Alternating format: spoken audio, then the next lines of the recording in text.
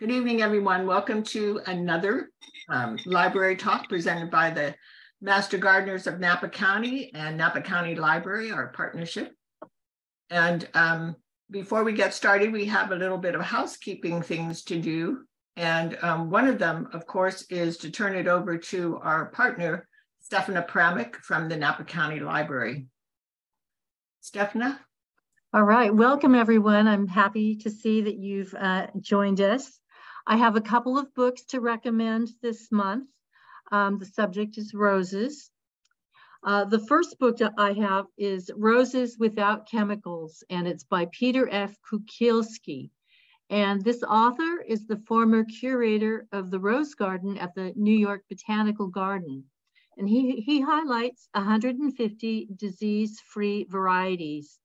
And he does provide information about buying roses. And then he gives you information about what to do once you've made your purchase.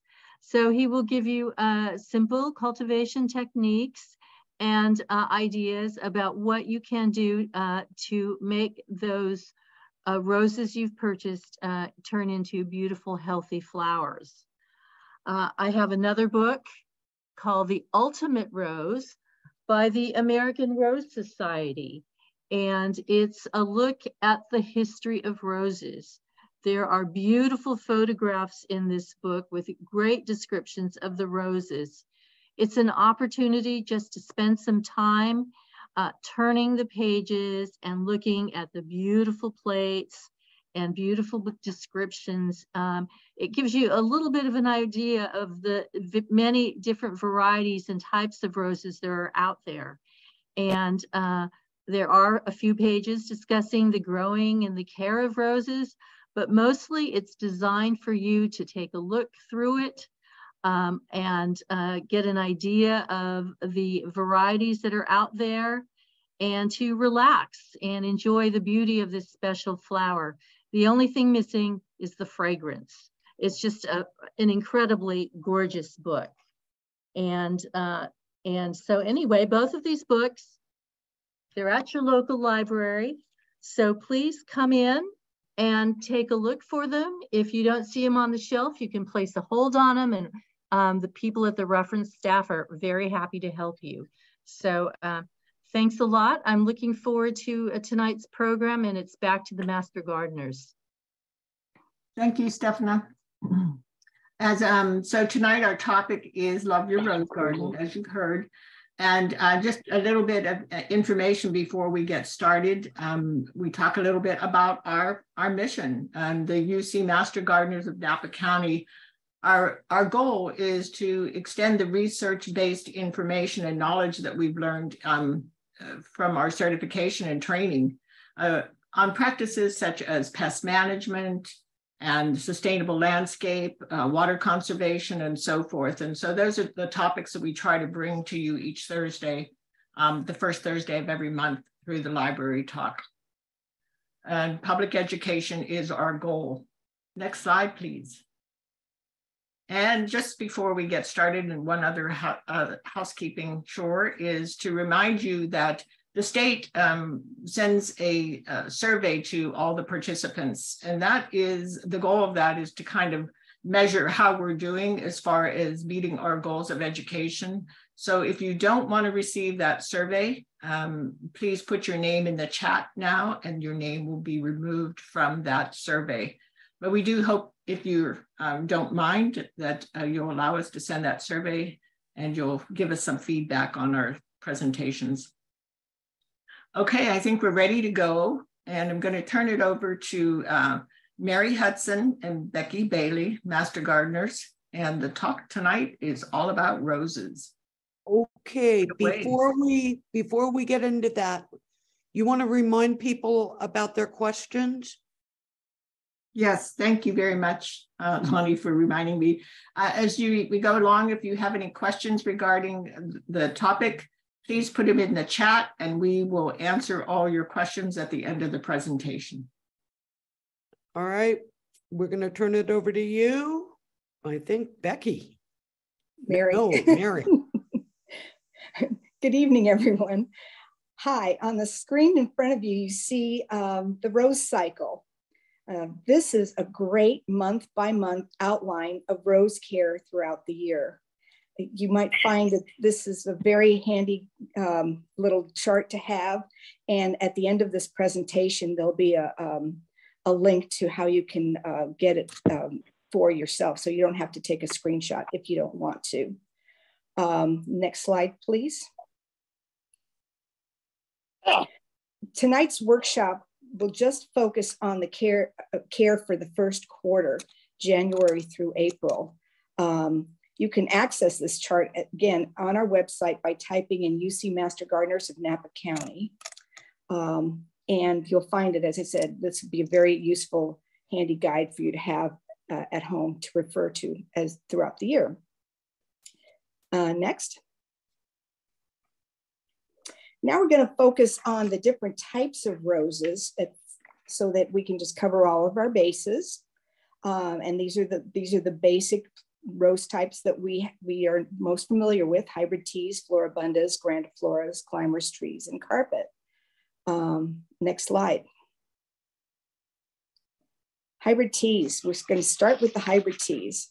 They usually have single blooms, 3.5 to 5.5 inches across, supported by long, straight, upright stems. The hybrid tea bush can grow 3 to 7 feet tall and 2 to 3 feet wide.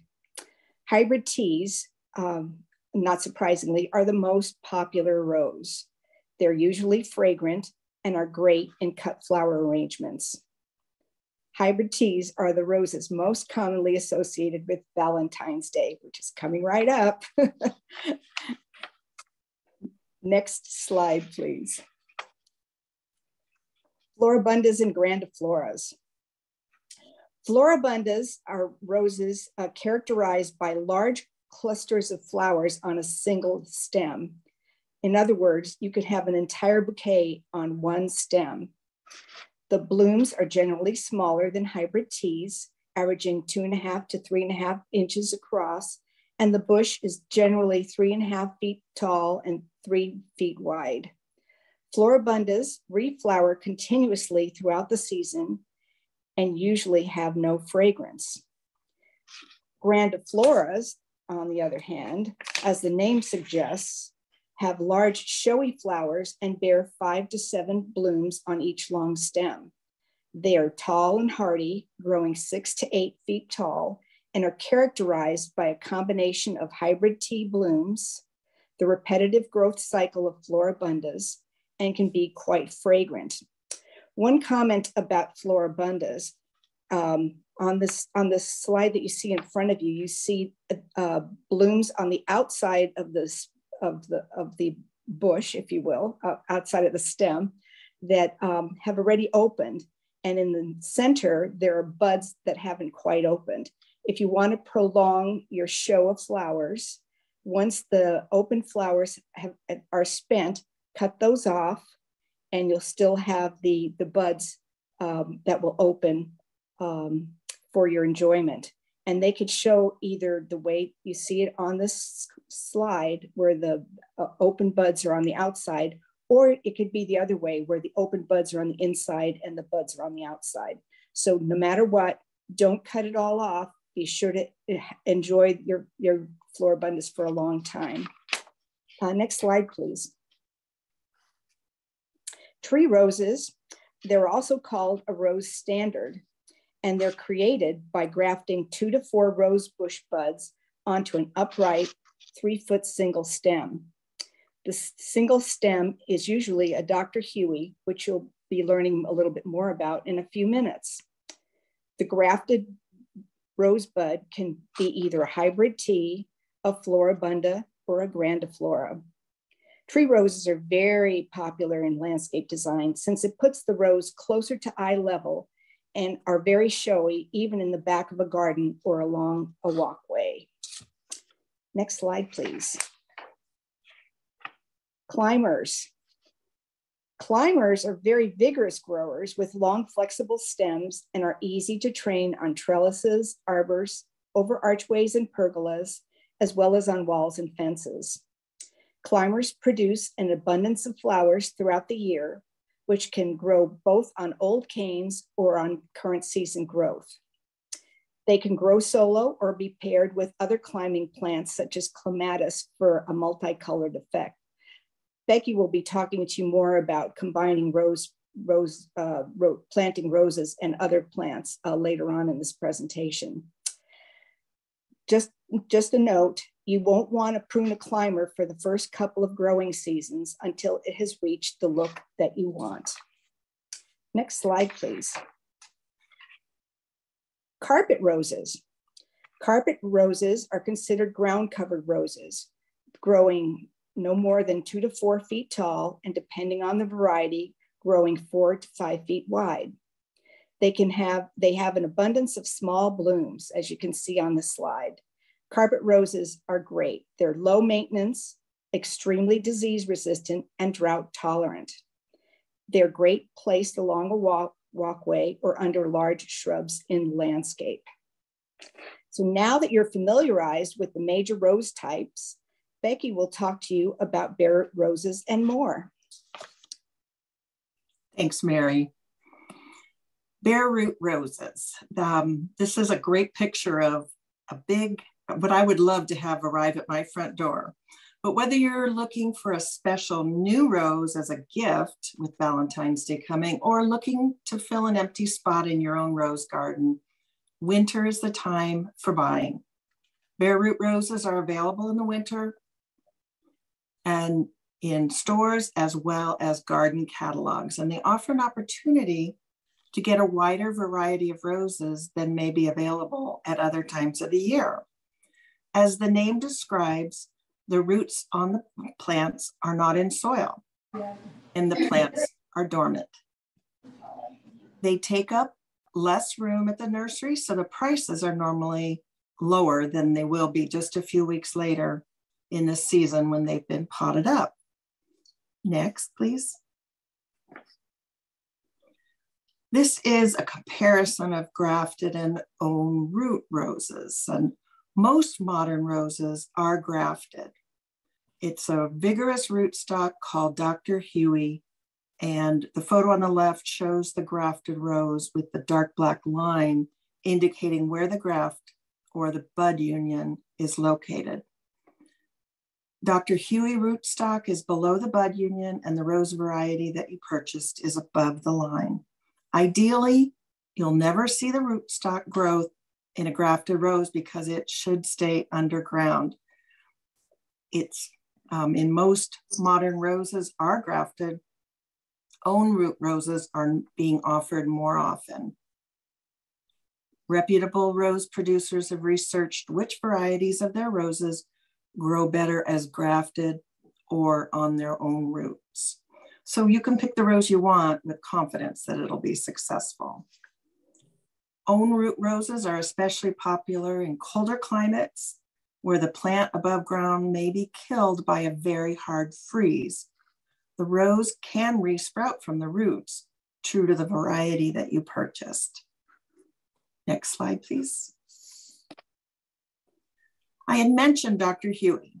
The Dr. Huey rootstock is used because it is so incredibly strong, and it's got vigor and sustainable in Napa soils.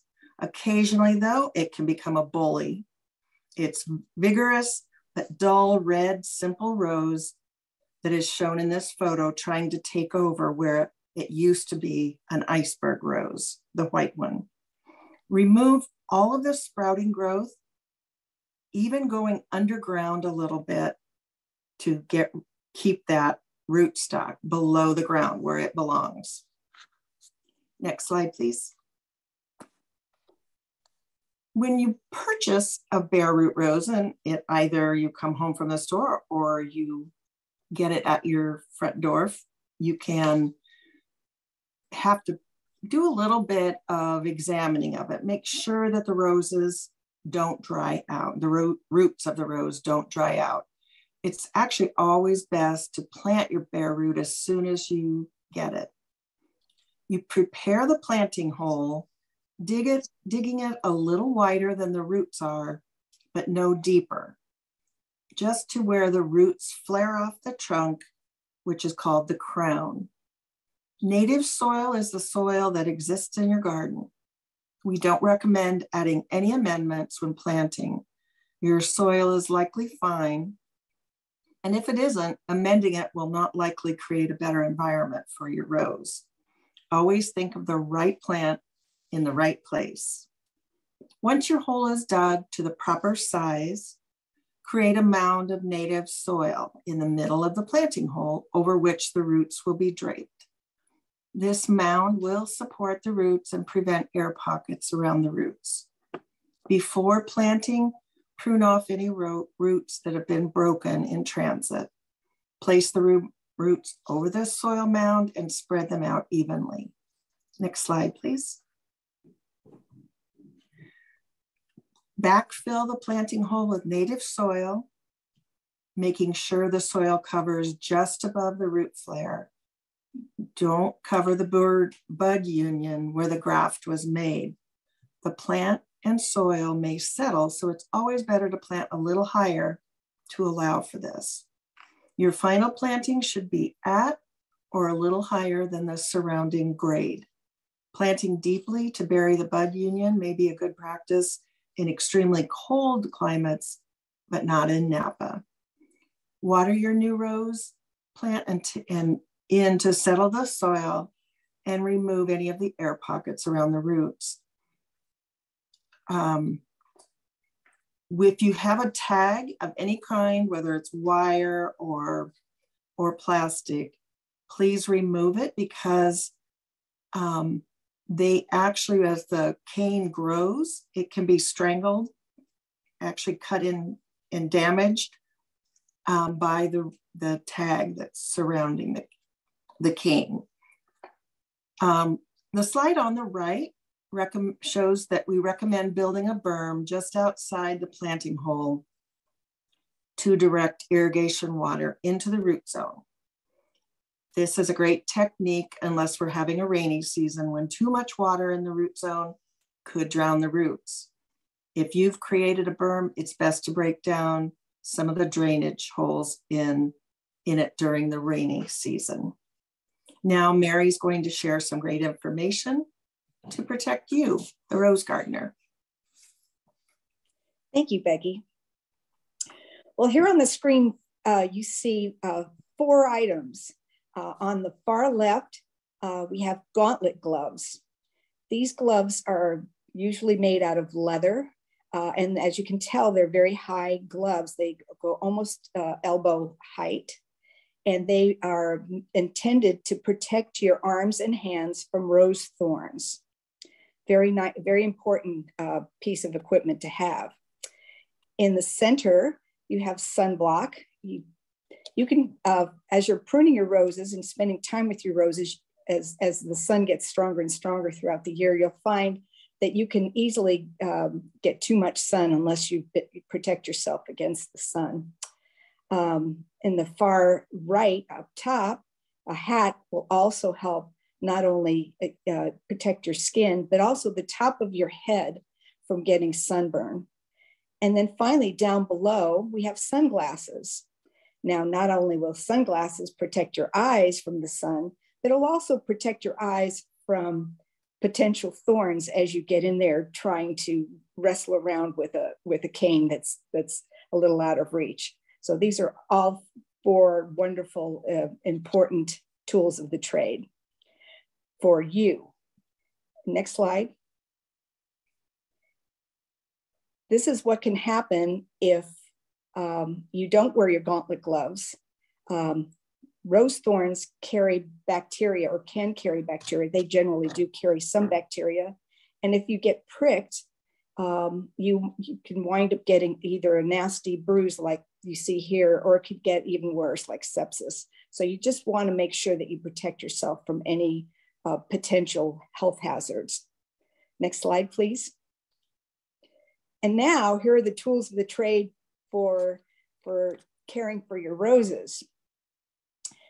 In the top left of your slide is probably the most common tool that you'll use in your garden. These are called bypass pruning shears, and they're used to cut stems up to 1/2 inch wide. Since they're used so often, it would be worth your while to invest in a good pair of pruners and make sure that the handle is most comfortable in your hand, and make sure that the blades that you have are steel blades. In the middle, we have bypass loppers.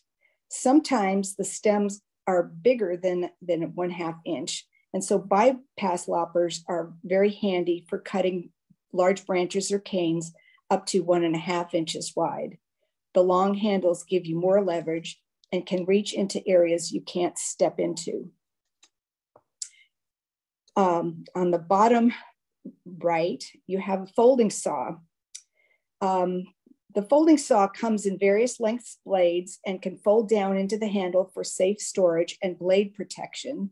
But sometimes you can't get to a cane with bypass loppers, or the cane is too big for bypass loppers. So a folding saw is definitely an essential piece of equipment. I also wanted to point out here that all 3 of these tools have red handles. Red handles are really good to have because in likelihood you'll wind up putting your tools down from time to time, and suddenly you say, where did I put that tool? And if they have red handles, they'll be easier to see in the garden against all that green. And then finally, on the far right is a retractable hand rake. This is a real handy tool to clean debris under rose bushes to prevent bacteria and fungus infected debris that might be under the plants from spreading to the plant itself or to other plants. Rain and wind can carry bacteria and spores up to the leaves if it isn't clean. So it's very important to keep the area below your rose bush clean of debris from the rose bush. And now Becky will talk to you about pruning goals. Oh, I'm sorry. Not yet. I'm still going to talk to you about disinfecting your tools. So I was just talking to you about the bacteria that might be left on the ground. There also is bacteria that's innate in the rose bush itself. And so to prevent spreading disease in between plants, it's a great idea to use a disinfectant such as isopropyl alcohol or antibacterial wipes or sprays on your tools in between pruning each bush. And then you wipe your tools afterwards, and then before moving to your new bush. Next. Okay, now Becky's going to talk to you about pruning goals. Thanks, Mary. For those of you who are new to pruning, it's easy to get a bit overwhelmed at how you're supposed to start out. But keep in mind, roses are very hard to kill with pruning. Worst case scenario, you've got a bad haircut and you have to let it grow out for a few months, but really don't worry too much. We have an expanded presentation of this discussion about roses that's on our website, and we'll be showing you how to find that. But I'm going to go over just some of the biggest points that you're going to need, and will help you navigate your way through pruning. One of the first things you want to do is to keep your rose at the proper size. Roses, if you read their tags and their growing information, they'll tell you approximately how large it's going to be. So if it says it's going to grow 6 feet tall, make sure you put that in the back of your garden. If it's a carpet rose, only going to grow about 3 feet tall, have it up in front. But you're never going to be able to put that 6 foot tall one in front and think you can prune all the time. So keeping the proper size is important, and also maintaining the proper shape. Roses are pretty active in their growth. And if you can keep proper cuts with your tools, making the correct cut, you can direct the growth, and by doing that, you'll be affecting the shape of it also. You want to remove the dead and diseased canes or any canes that are crossing. And overall, you'll want to remove about 1/3 to 1/2 of the old growth from the previous growing season. This will invigorate the rose and promote next season's flowering. Roses are susceptible, as Mary said, to many diseases, fungal, bacterial, and this can be caused by a lot of moisture and trapped in the rose bush. So by opening up and cleaning up the bush, particularly the center of the rose bush, this improves the overall health and allows better air circulation and better exposure to the sun. Temperatures in Napa County typically don't get low enough to push roses into complete dormancy. We had a bit of cold weather this year though. The winter pruning and defoliation, or removing all the leaves on the plant and beneath the plant, will trick the rose into a more complete dormant phase.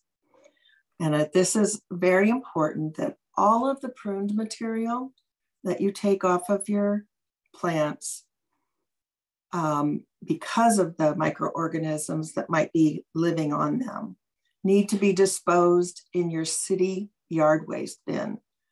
The city's compost facility reaches high enough temperatures to kill all the pathogens, and you do not want to leave those things in your yard. Let the city experts take care of it. Next slide, please. Without having you in the rose garden with me showing you, we have some great photos of different rose cuts that will help you when you need to make decisions about where to cut. Very clearly, the growth bud in this first picture on the left, there's an arrow pointing at it, and it's just a little pink swelling at a leaf node. The important thing to remember is to keep your cut the distance away from that growth bud, which is the cane diameter. I can say that again. The distance away from the bud is the cane diameter. And one of the big reasons for that is if you cut any closer to the growth bud, you will actually damage the next growth that will be coming out of there. And we don't want to do that. We also want to cut where the growth bud is heading away from the center of the plant. Again, directing it away. In the picture on the right, this is what happens if you cut too far away from the growth bud. You'll actually get what's called dieback. And dieback will never ever produce any more growth. It just, as the name says, dies back. Going just to one more comment about that cut on the left is it should be straight across or horizontal. Formerly, the suggestion or the recommendation was to cut it at a 45-degree angle, and this is no longer the recommendation for pruning cuts. Next slide, please. Here's some more good examples of where to cut. These images clearly show where the growth buds are. And in the top where the red arrow is, you can see we're just going to cut right above that growth bud. And that growth bud is going in the direction away from the center. If we were to cut lower, that growth bud is going into the center. So we choose the direction away from the center. In the middle picture, we have two buds there. One is very nice and big, and then there's a smaller one, but the smaller one is growing in the direction that we want. So we make our cut right above that. And in the picture on the right, you may actually be pruning where you don't have a growth bud that has swollen yet. Look for the little line, and that is actually a leaf node, and that is where you want to cut. It looks just like a little smile on the side of the cane.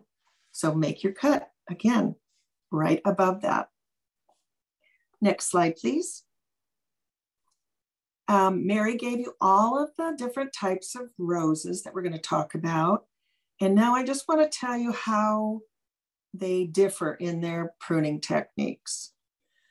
First of all, you're going to begin with the hybrid teas, Floribundas and Grandifloras, using basically the same process. You begin by looking and evaluating the overall shape of the rose bush.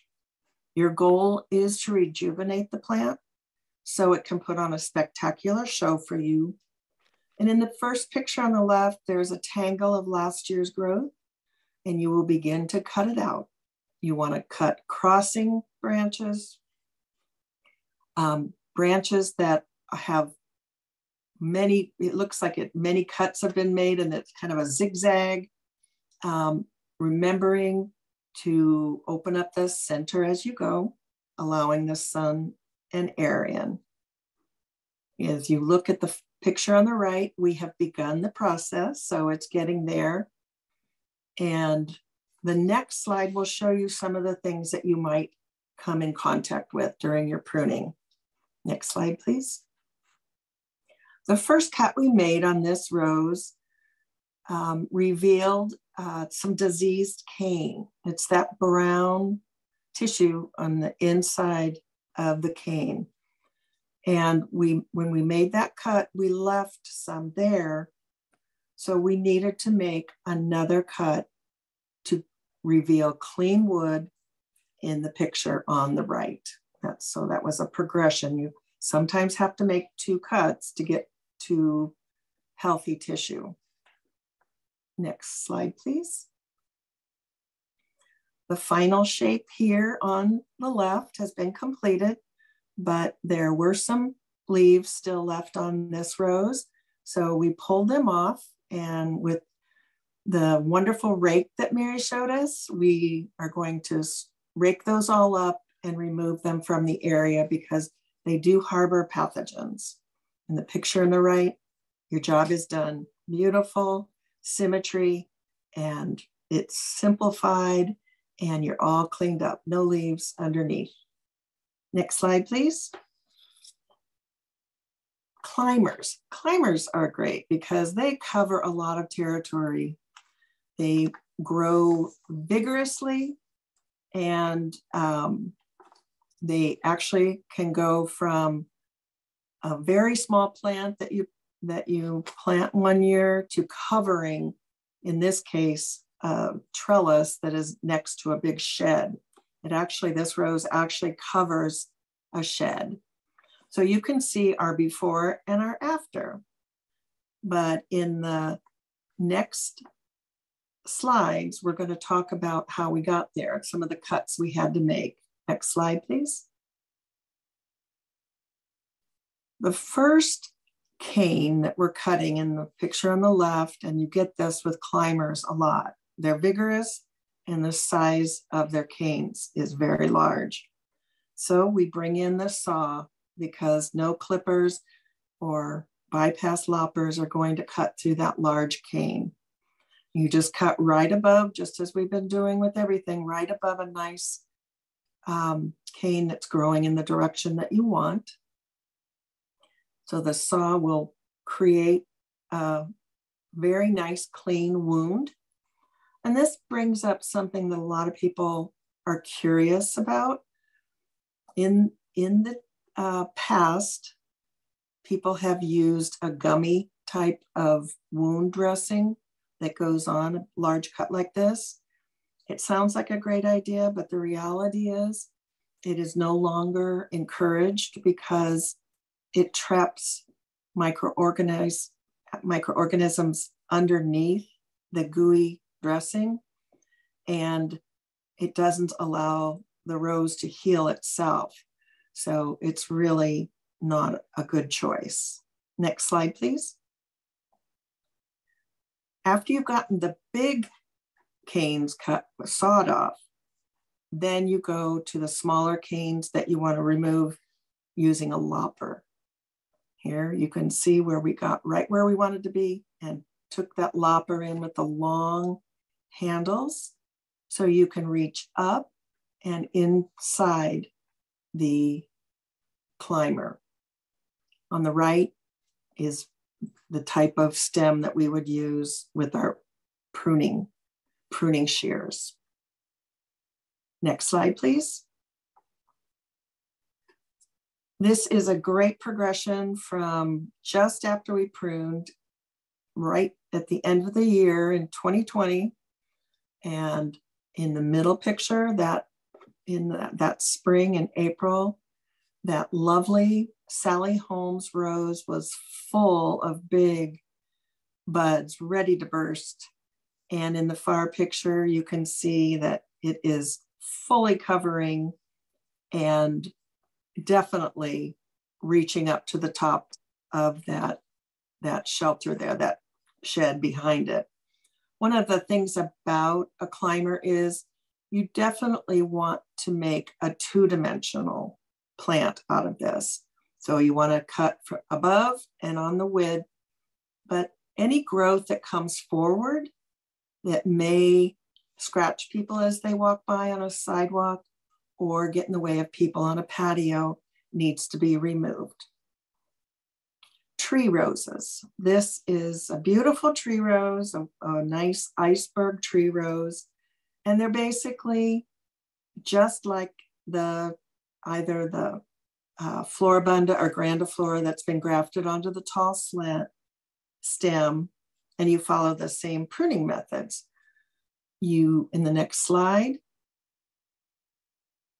you'll see we have removed some of the growth between 1/3 and 1/2, any diseased or broken stems or canes that we want to get rid of. And you basically don't want anything to grow downward toward the soil. You want it to grow horizontally or straight up vertically. Next slide, please. When you're all done, it's clean and organized and symmetrical. And you basically are pruning to have a lollipop full of roses on a stick when it's in full bloom. Next slide, please.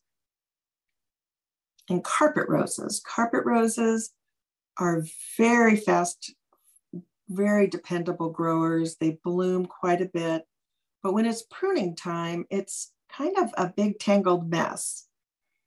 So one of the things you have to do, we had a picture of the 5 master gardeners with our hand pruners, but the reality is the best thing to prune a carpet rose with is the tool in the middle of this photo. And those are the long blade shears. You basically are going to give the carpet rose a haircut. You do not need to worry about where the buds are. You want to get rid of any dead or diseased branches, but you just give it a nice round haircut. It's much more efficient to use these pruners. Next slide, please. This is actually a really dependable rose called Happy Chappy carpet rose.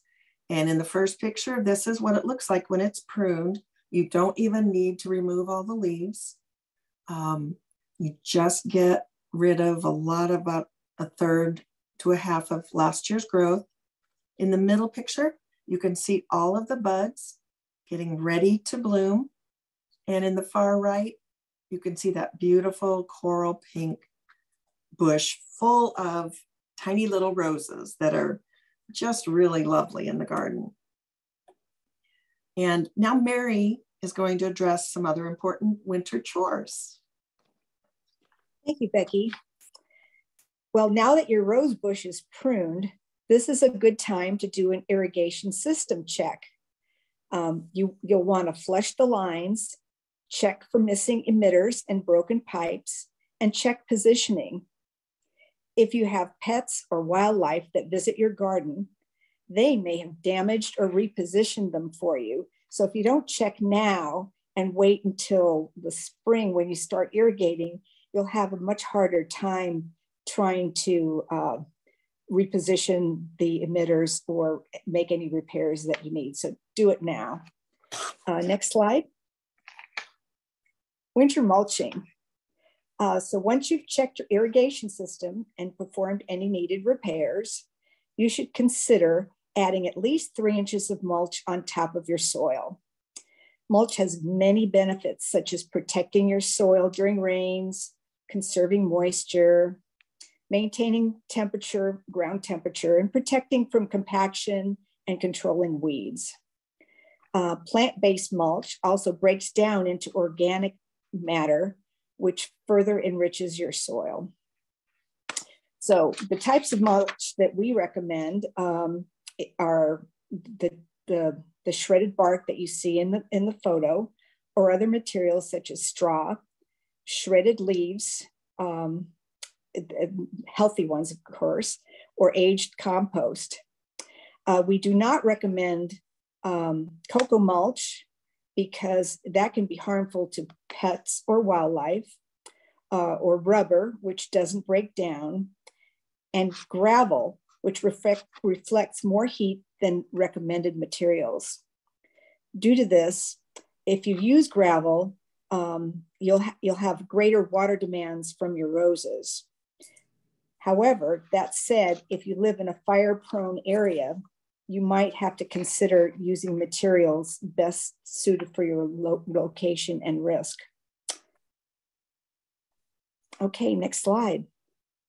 So you may or may not know this, but cultivation of roses most likely began in Asia about 5,000 years ago. Roses have been used throughout history to symbolize various meanings in different cultures, from Chinese, Roman, Greek, and English.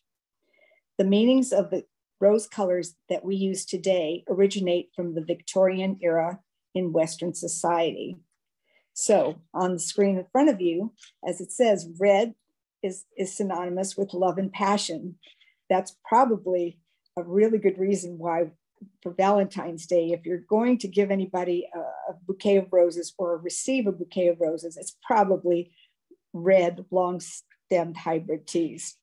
Next slide. Now, if you don't really have that big passion, but you have a friendship, then give them a bouquet of orange roses.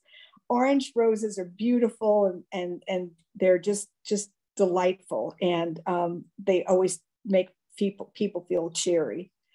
So never rule out the possibility of giving someone an orange rose, or even an orange rose bush. Next slide. Pink is synonymous with grace and happiness. It also symbolizes youthfulness. It's just a lovely, charming little rose, and always a nice color in your garden. Next slide. White symbolizes purity and innocence. You can see why. It just seems so beautiful and just so clean. That's and innocent. So that's probably why brides' bouquets are always made out of white flowers. And next slide. And finally, yellow. The hidden symbolism of yellow is jealousy and infidelity, or it can symbolize warmth and affection if given to a friend. So the symbolism of this color is subject to interpretation. So give it or get it under advisement. Now Becky will give you some ideas for your spring and summer garden. Thanks, Mary. Winter is a wonderful time to stretch your artistic talents by planning companion plantings for your rose garden. Here are some ideas to consider. Make sure you match the sun and water requirements of other plants that you're putting into your rose garden, so that your irrigation system is geared for the zone. Don't overcrowd the roses, which could encourage fungal growth. Many low water plants. I'm sorry, everybody. Many low water use plants can be tucked into a zone in the far corners, so that they do not receive as much water as your roses. Vary your textures and colors of both the flowers and the leaves. Some ideas are bulbs, grasses, herbs, marigolds, and my favorite, all types of salvia. All of these will add varied habitat to encourage pollinators of all kinds to take up residence. Next slide. So bulbs is one of the really nice things to plant, because you plant them in the fall and then they come up in the spring when nothing else is blooming, before your roses are even blooming. So the first one is freesia of all colors. And in keeping with the meaning of the flowers, freesia means trust and innocence. Daffodils, which are ubiquitous, means beginnings. Red tulips, like the red roses, lust and passion. And the pink roses are friendship. Next slide, please. So herbs are a wonderful choice in Napa, because definitely we are a Mediterranean climate. Rosemary is just a wonderful addition to gardens. It means enhanced memory, which we can all use. Lavender, the meaning is devotion. Chamomile is energy. Yarrow means love. And in putting all of these herbs in, you're also fostering the presence of pollinators in your garden, which we know is a wonderful, wonderful thing. So that, the next slide, please. And salvia, I told you they were my favorites, and they really are a beautiful purple, blue, any color really. There are red salvias also. They mean longevity, esteem, wisdom. Hence, their common name is sage. Okay, now Mary's going to share a very important garden project. So speaking of gardens, in 2017, the Master Gardeners of Napa County worked in collaboration with the City of Napa Parks and Recreation Department to create a demonstration rose garden at Fuller Park in Old Town Napa. Approximately 30 rose varieties were carefully selected for their ability to succeed in this location.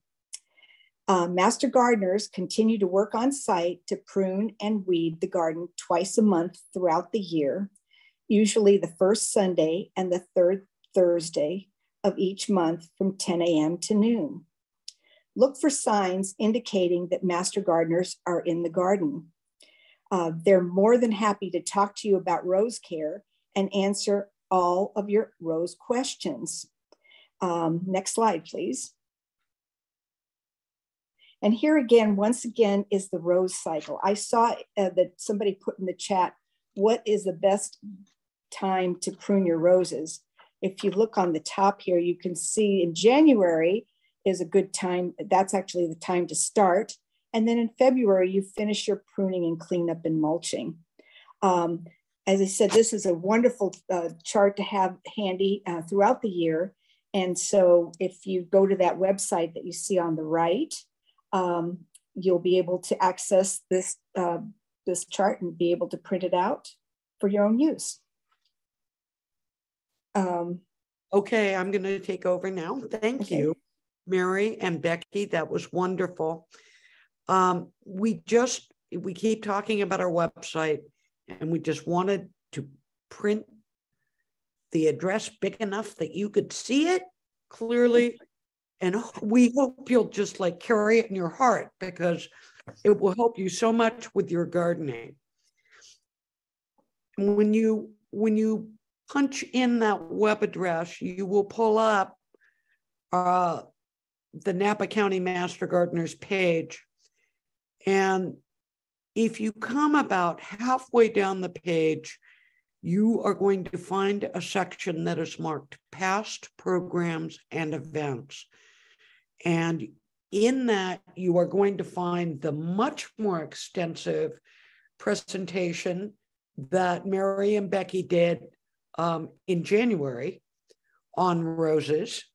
And you will also find tonight's presentation, as well as our other public presentations that were recorded for the last several years. You will also find our events calendar and get to see what we have cooking for you in coming months. You will find a list of resources. Here are the resources that were used to prepare tonight's presentation. And if there's anything here that you want to explore further, you know where to go, our webpage.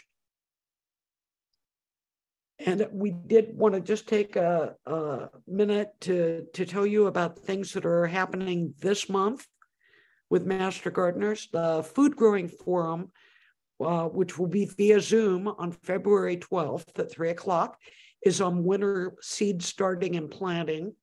Then there is going to be a live presentation at Las Flores Learning Garden on February 25th from 10 until noon. And that's on spring garden planning and planning for warm weather and summer color. And there's going to be a section on tool care.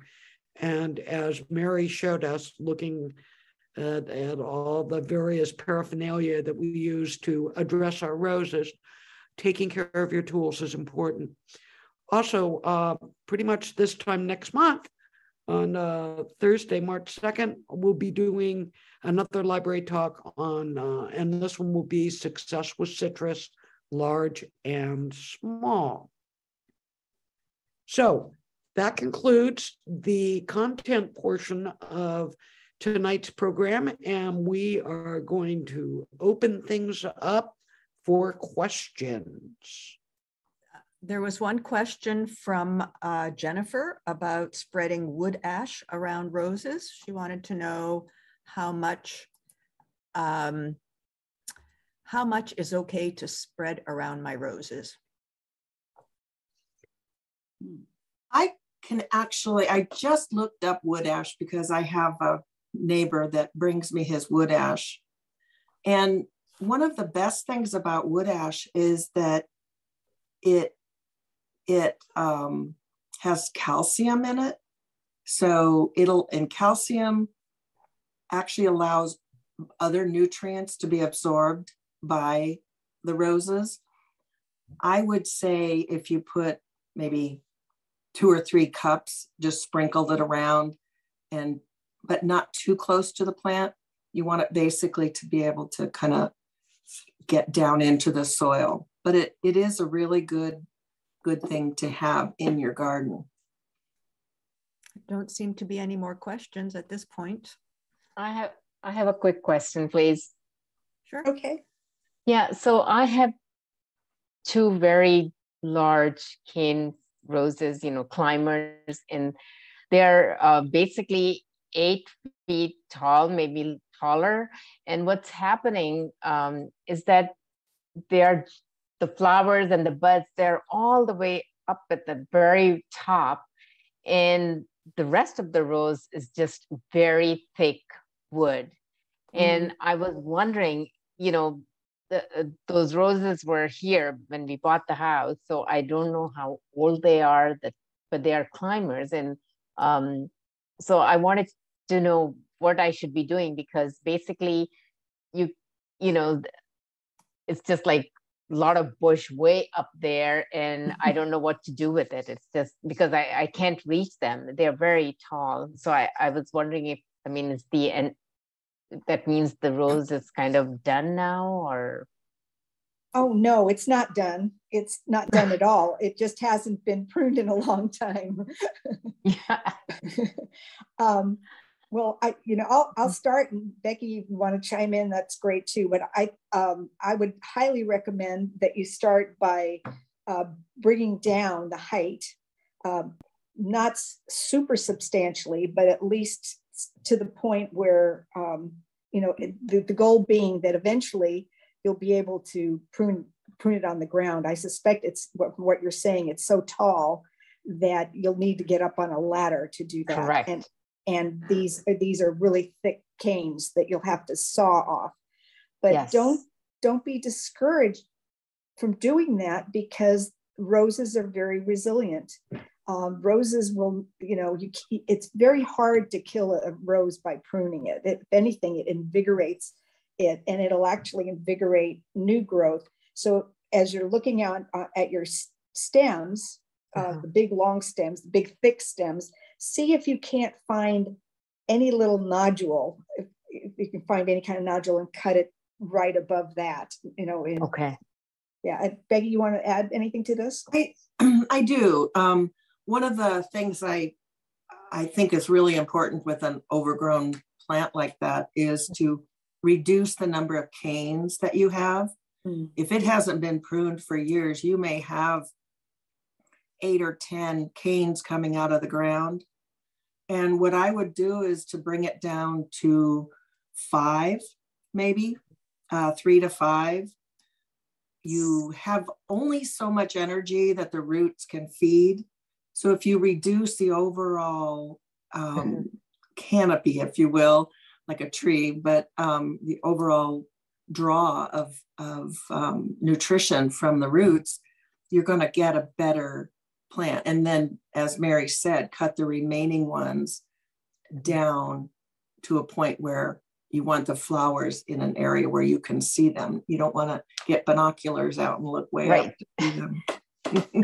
No, thank you so much for that. So just quickly, the rose itself has really too thick, like almost trunk type. I mean, they're really thick, but at the bottom where I want things, there's nothing. But I'll take your advice. Thank you so much, and I'll give it a shot. Okay. Thank you. Sure. Good luck. There's another question from Jennifer Lamb. She said, do you take out all the new shoots that are coming directly out of the ground? Are they coming from the root stock? Yes. Yes. Anything, if you identify the bud union, you can see it. It should be above ground. The bud union should be above ground. And if it isn't, you might want to just take some of the soil away so that you can see the bud union. And then anything that's coming from below that, any shoots that are coming from below that, are the Dr. Huey rootstock. And as Becky said, they're extremely vigorous. And so it's important to just nip them in the bud. And you'll get used to recognizing Dr. Huey. Mm-hmm. It has a bunch of little thorns on it. It grows so fast. It's like a weed. And it's real thin little, really like very thin stalks or canes coming out. And the flowers are that dull red. But, and sometimes there aren't even any flowers. Sometimes there are no flowers at all. And it's just this giant shoot that's even taller than your actual bush. So, we also have a question from Kathy. Says, what about training some of the climber canes into a horizontal position if there is enough lateral room? Oh, Becky, you're all over this. Absolutely.